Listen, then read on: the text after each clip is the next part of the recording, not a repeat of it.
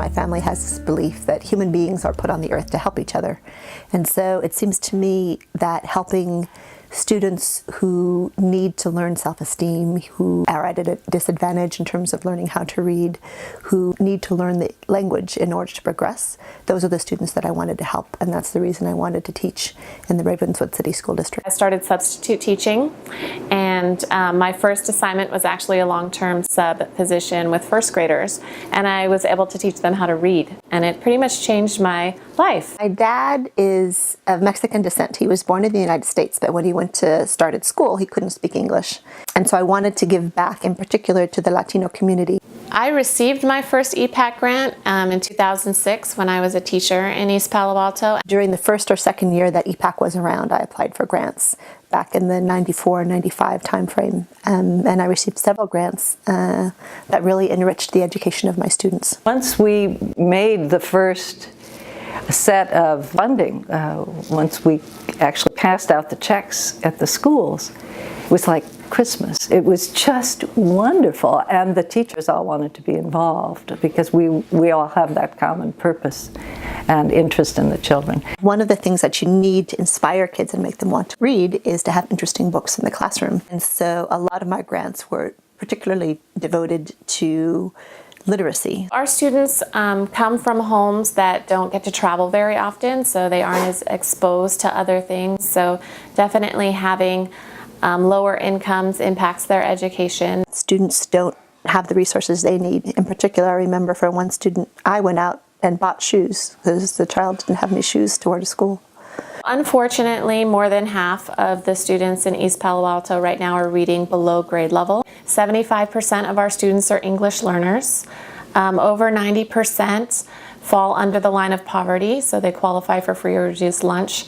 And we have about 80% Latino, 10% African American, and 10% Pacific Islander. I was really excited about receiving grants from the East Palo Alto Kids Foundation and was excited to join the board because I saw the great work that they were doing for teachers and for students in the school district. I joined the East Palo Alto Kids Foundation board because I was able to see the impact of the grants in the classroom. Sometimes the school district needs a few extra dollars to have an experience for children that really stands out. Your teacher applied for a grant of $500, and so I'm going to give her the check right now. And this is, you want to tell us what you're using it for? We're going to use it to go on another field trip. Hopefully to a science museum where we can see some fossils.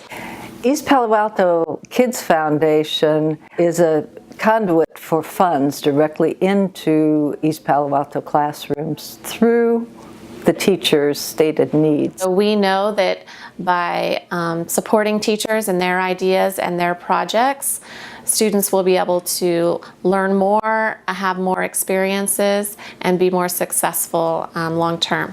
It is all volunteer.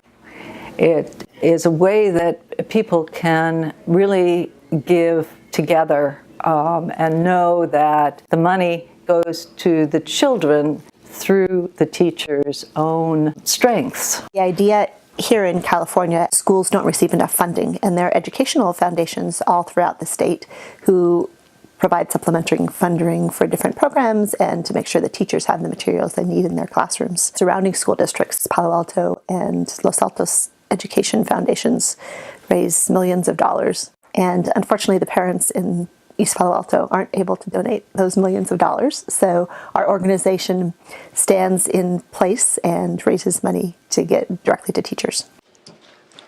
Guys, stop your test for just 1 second. This is very important. I normally would never stop a test, but we got $500 for our classroom again, and we're going on a field trip with this. The East Palo Alto Kids Foundation literally comes into a staff meeting and tells teachers that there are resources for them, and they're happy to give them those resources. So it definitely perks up a staff meeting, and when teachers are able to think of projects and get those funded and experience them with their students, it's a really exciting time. To be able to empower these teachers to do things with their class that they love and that they can pass on to their kids is just a marvelous avenue. Teachers at this site have used their grants for books for in the classroom, for transportation for field trips, for entrance into museums and zoos. So kids, your teacher applied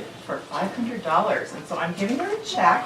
And do you know what you'll be using it for? I do. I'm going to be using it for some brand new books for our mentor authors. We get to buy, are you ready?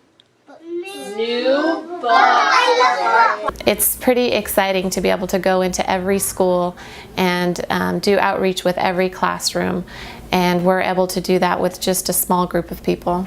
It's amazing that 20 years now EPEC has been going, and the wonderful, wonderful people who have kept it alive.